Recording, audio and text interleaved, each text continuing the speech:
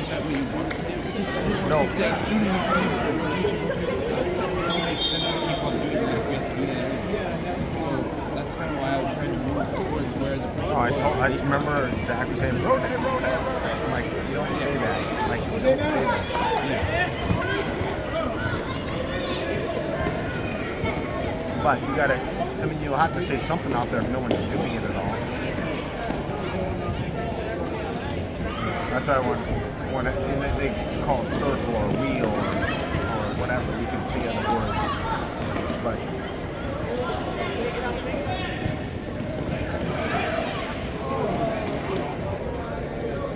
Wheel is difficult to play on this kind of field. that's sticky. Yeah, sticky. I mean, it's kind of like jam. So we kind of like this. This is sticky than a real wheel. This is probably stickier than the ASA. It's kind of nice though.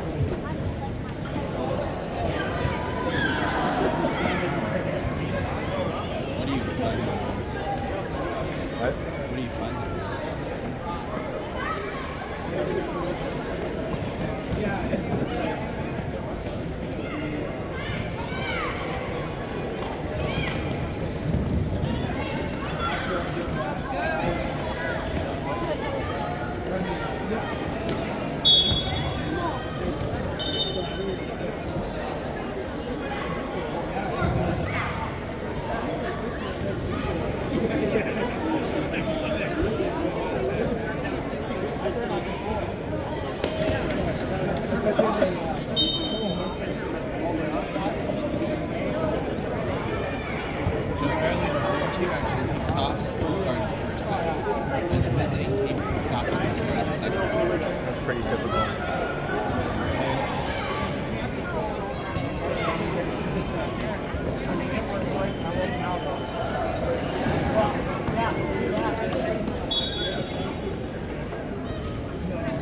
The player who starts the play can't play the ball again until it touches another player. That's like a play restart. Oh my gosh, that's too close.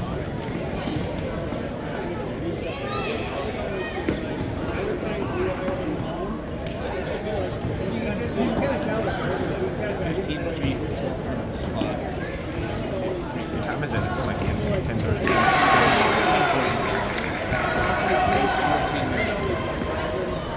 It's 11 o'clock. So next game is 2 o'clock.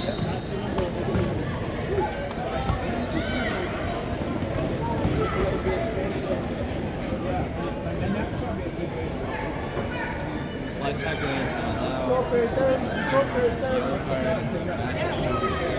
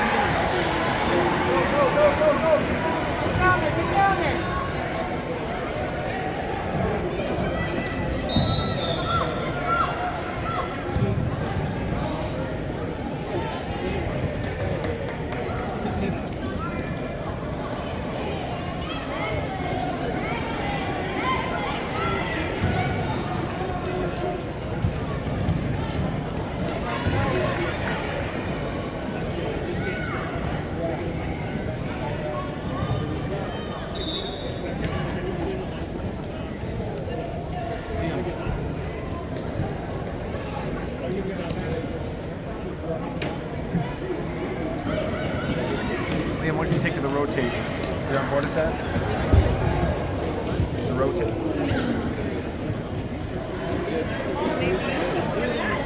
You could also do switch.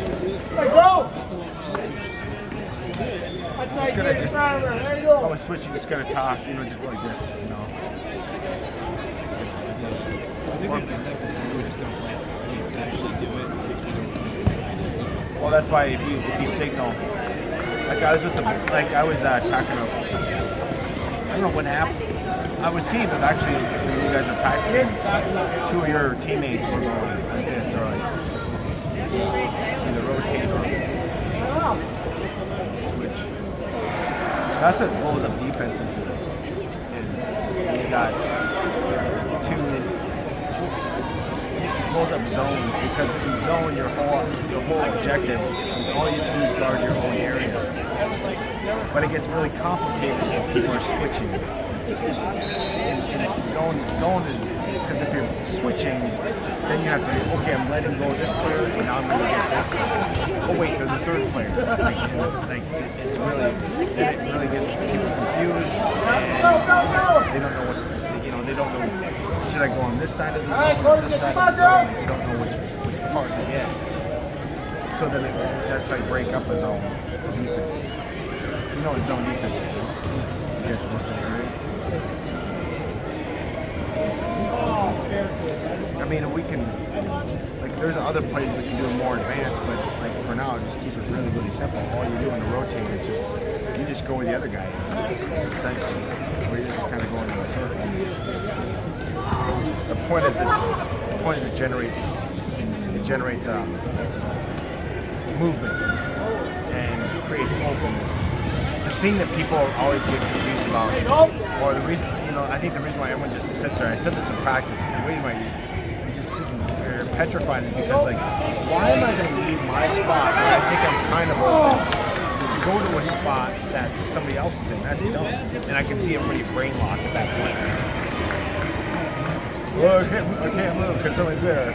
So you have to have faith that I'm going to move. I don't care if I jam myself in there. I'm going to sacrifice myself. I'm not going to be the one getting the ball. The guy behind me is the one that's going to get the ball. I kind of was trying to do that in older days. It was like going to this. Yep. So that's kind of like, well, now I see it because no one ever doing that. No, I mean, if you're out there, it's just, you got it. You're probably going to tell them rotate. First couple of times. I'm probably going to need a reminder to it's kind of ridiculous to do that when you're in a game. Yeah, you have to be reminded of the drills he had.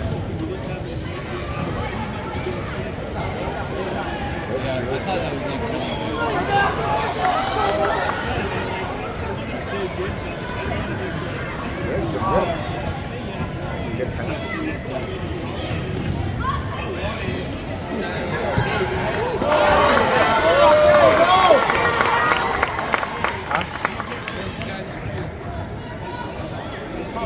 I don't think so. They're Sturgis, I think. Sturgis. I thought our first year was Spearfish. Yeah,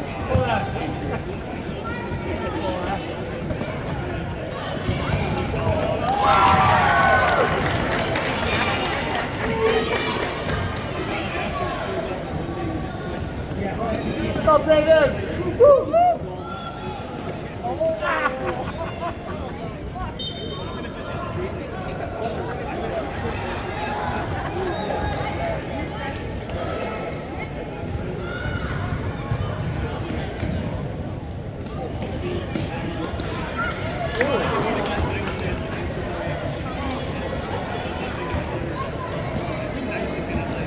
thing that I'm going to clarify with you guys, Liam, is your team is, you know, I've always talked about you want speed and you want to be fast on offense, you want to slow down on defense. There's probably a better way of saying it, that we actually want to go fast when we have the advantage and slow when we don't.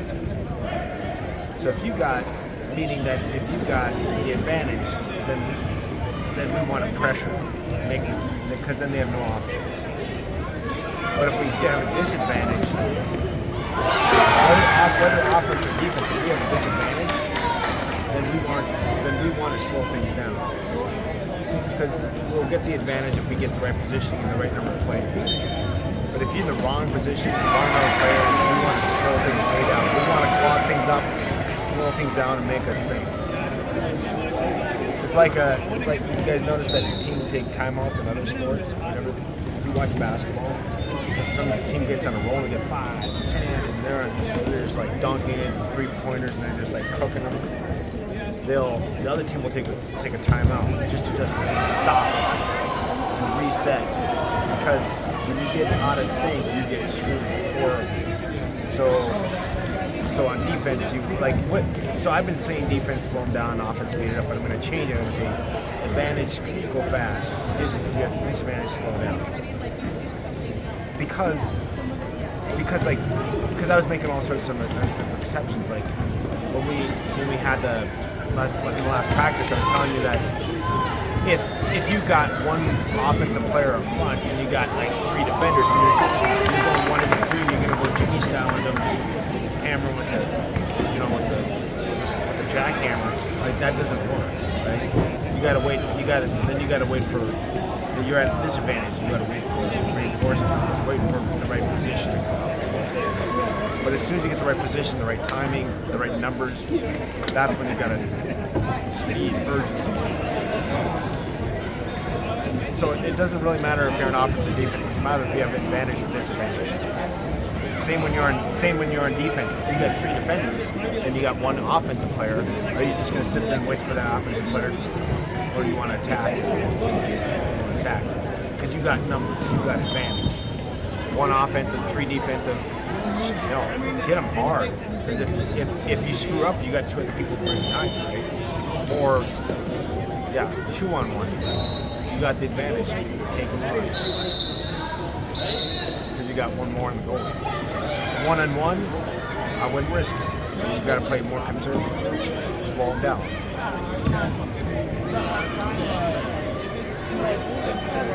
One of the ideas.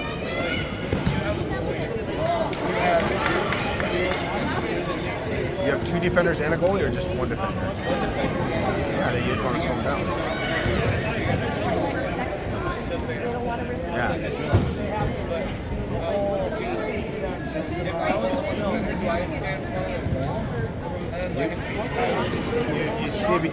You stay between. I mean, it's all going to be.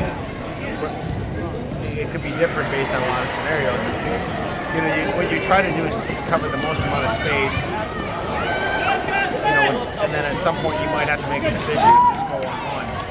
If they're spreading you out, the goal's here, and they're spreading you way out, right?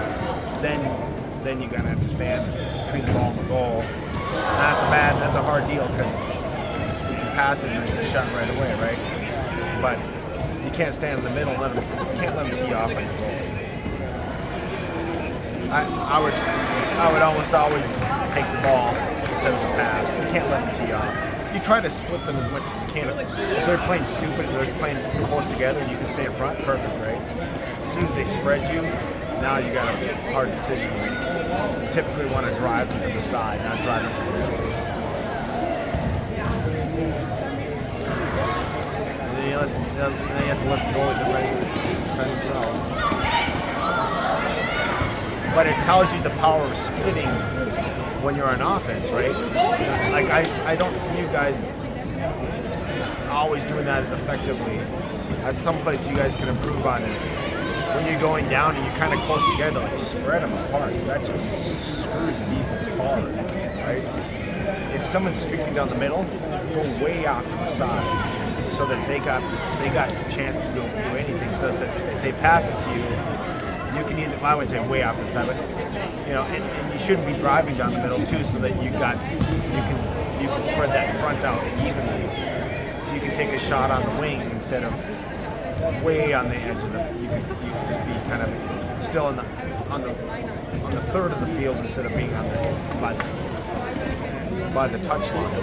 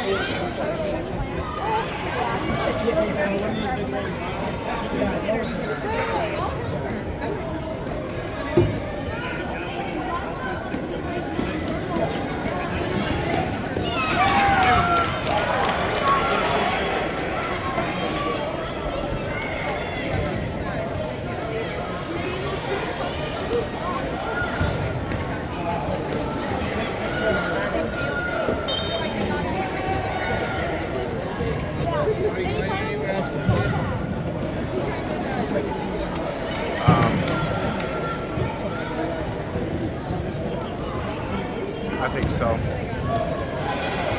much time's left? 30 seconds.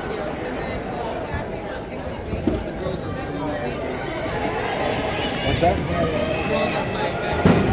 Oh, they're not. Oh. Well, it's up to you. Is Rita here?